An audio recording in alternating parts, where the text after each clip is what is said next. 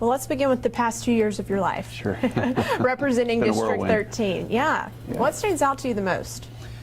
I'd say the accomplishments that we've been able to do in Washington. And I mean, you look at the opioid issue that we've addressed, you look at the unemployment at its all-time low, or at 50-year low. Since 1969, it's not been 3.7%.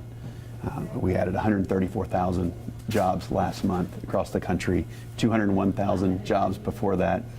Our growth rate 2 years ago was stuck at 1.9%, not even keeping up with inflation. And then now it's 4.2%. The Fed revised it from 4.1 to 4.2. We think that's sustainable, and it's creating a lot of jobs, as we're seeing in those numbers. But then when you look at the amount of people I've been able to interact with, that's just been phenomenal. People from all walks of life, from urban, from rural, across the district and the 5 counties that I get to represent. That's probably been the most amazing part. And why are you seeking re-election? We've been able to accomplish so much. We know that there is an infinite amount of things left to do.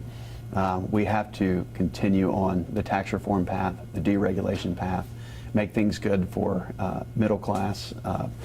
We put $1,600 in their pockets per year on average, and we have to continue that. Our country is better, but there's still a lot of work left to do, and I'm going to work for a little while longer at doing this. So you're talking about a lot. Is there one specific issue that you will address first, or you'll focus mainly on? Sure. Well, the committee that I serve on is the House Financial Services Committee. The subcommittee inside of that is the Terrorism and Illicit Finance Subcommittee. So one of the things we do is try to put a chokehold on terrorism around the world and prevent them funding their terrorist activities. We've been successful at that, but there's a lot more that's more broad on the terrorism, on the whole Financial Services Committee. The Encouraging Public Offerings Act. When you look at how many offerings are out there for people to choose from as they seek to invest their 401k or their retirement funds, there's less options now than there was 10 years ago because of the intense regulation that companies have had to go through if they wanted to list. Take a company like Snapchat, for instance. Very, very complex. Or it could be a local trucking company that wanted to offer itself publicly. We want to reduce those regulations to make it easier for them to give people that want to retire and invest their money, give them more options. And so by deregulating some of the financial markets, we give people more choice back home, and ultimately that helps all of our prosperity. So that's your main focus? That's because of the committee, that's one of them, but you look at the opioid crisis. In this very room 2 years ago this month, a young man that still works for me came up to me and said, "I just lost my brother."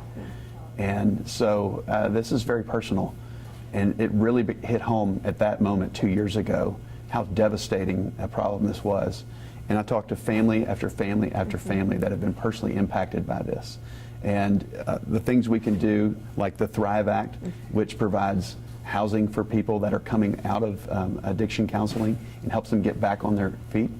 If I look at the Coach Act, which helps right regulation and allow best practices so that there's not overprescribing. And there's about 50 or 60 bills that we passed this past fall that deal directly with the opioid crisis. They're not bad in all cases, but there's so much abuse, and we have to get a hold on this. That's interesting, though, that a member of, was it your campaign staff who said that to you? Yes, it was. Wow. Now he works on the official team in constituent services, but it was devastating to us, only days away from winning our 2016 election. Goodness. In this very room is where he told me. Goodness. Would you say, that is it hard to balance both of those? Those are two big issues. Sure. I would just say you run as fast and hard as you can to do as much for as many as you can. So while I'm in committee, it's things like encouraging public offerings, it's things like deregulation, it's things like rolling back Dodd-Frank legislation, and we've been very successful at that. We passed H.R. 10, which became known as the Senate Bill 2155. That is allowed. We had no new banks across our country essentially in 10 years. Now in the past 18 months, we've had 5 new banks just here in North Carolina alone. And North Carolina leads the nation in these smaller community banks that are starting up to serve people locally. So again, we're very proud of what we've done on the Financial Services Committee, but we also do things like defense. and help rebuild our military with over $700 billion. Very expensive because we have a lot of catch-up work to do from neglecting our military in the past. So that's something I do outside of committee. Opioids is something that I do outside of committee. But so we run dual tracks. We work on those financial things, and then we work for the broader good of everybody. You talk about being a political outsider. It's a big part of your campaign in 2016. It's a big part of your campaign this year. What does that mean to you? Not being part of the swamp. I mean, that's part of the language that we've developed over the last 2 years, but I'm as comfortable here at home. I'm actually more comfortable here at home in Greensboro, in Mooresville, on the farm. I'm still the same guy I was. I've learned a lot in 2 years, but I'm essentially the same guy. I understand how Washington works. I want to be very effective, but I don't want that to be the sustenance of who I am. And after 2 years, do you think you've upheld that promise to be an outsider to the voters? Absolutely. And I would encourage people, get into the weeds on my voting record. Go to congress.gov, look up my record, see what I voted for, see what I voted against, and you'll see that I'm for their best interest. So you want to talk about your campaign finances a little bit. According to the website opensecrets.com.org, the top donor right now, leadership PACs. Do you think that contradicts your position as an outsider? Absolutely not, because if you look at what all PACs are going to end up getting their money from individuals at some point. And so you look at who it helps those of us who are back home.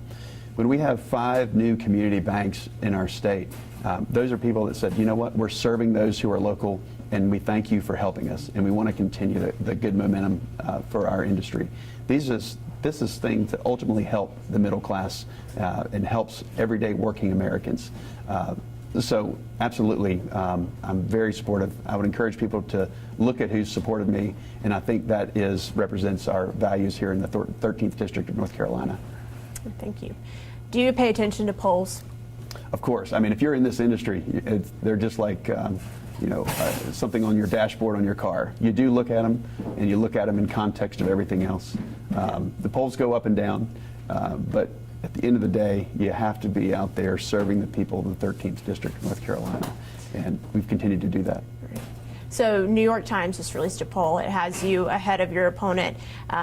2 other polls have you leading right now. 1 Democratic poll has Ms. Manning leading. I mean, does that play into your strategy or your campaign at all? Of course, we pay attention to those. Polls come and go. They go up and down. And it all depends on how you build the statistical models behind them. But at the same time, we are out knocking on doors. We are making phone calls. Me personally, almost every day of the week, I'm out knocking doors in the 5 counties that I represent. I'm out there doing great work for colleges, Bennett College here in town. We are serving those in this district, and we hope that people recognize the work that I've done for them, and we hope they'll send me back. But at the same time, it's just about being out there and serving people in the district. I had one of our viewers reach out to me online to ask you a specific question. So this one is from her. She said, last campaign season, you said you were going to turn D.C. inside out and then come back home as soon as possible. Do you have a time frame in mind? You know, we don't want to unilaterally disarm, but you just want to make sure that you're valuable to those who are back home.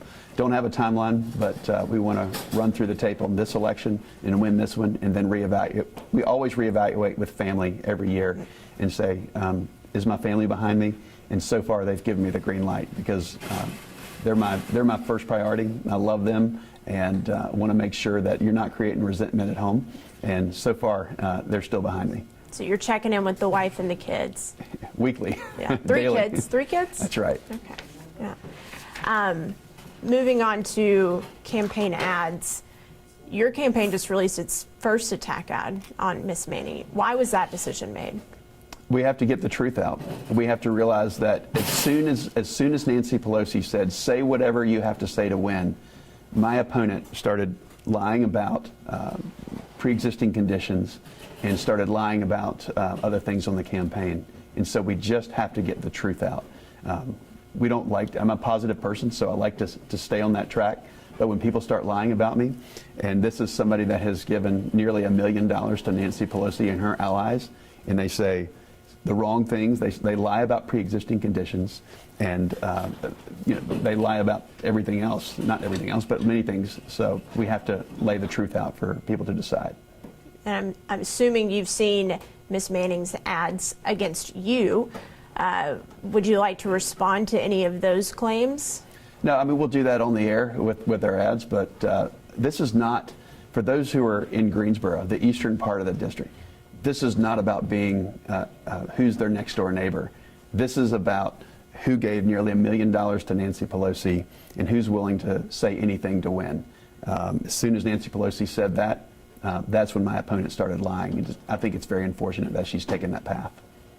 But she says in her ads that she will vote against Pelosi. Again, that was 48 hours after Nancy Pelosi said, say anything to win. She lied about voting for Speaker Pelosi, and she's trying to hide the fact that she's given her nearly $1 million, and she's lying about pre-existing conditions. Anything else you'd like to say on that topic? No, Maddie, I think I'm fine. I read when you were first elected in 2016 that you were planning to sleep in your office and shower at the lawmaker's gym. Is that correct? That is correct. Did that happen? It did, and it still does. And it's a great, lightweight, low-cost way that, it keeps me focused on home and not getting too comfortable in Washington.